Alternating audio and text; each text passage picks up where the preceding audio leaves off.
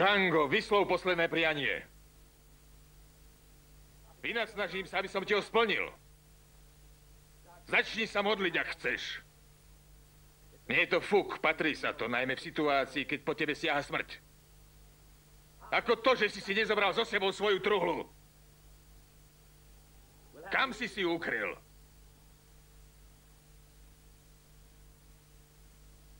Necháme ťa na pospas supom.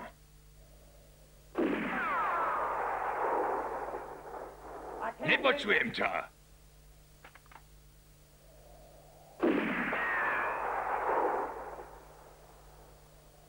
OK.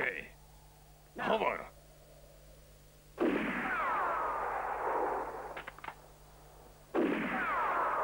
Teraz ma počuješ?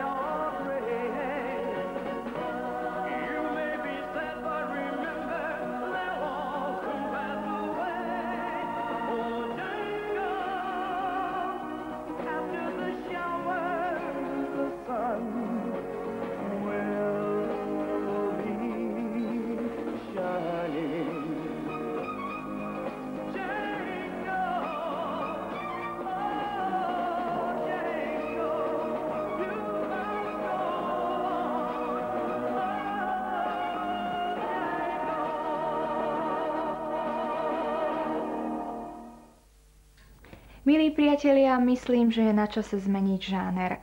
Niekedy môžete stretnúť sprievodkyňu životom aj v taxíku. Neveríte?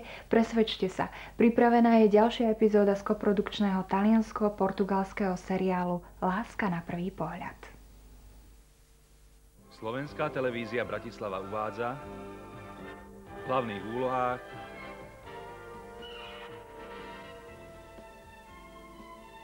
v príbehu Taxikárka. Réžia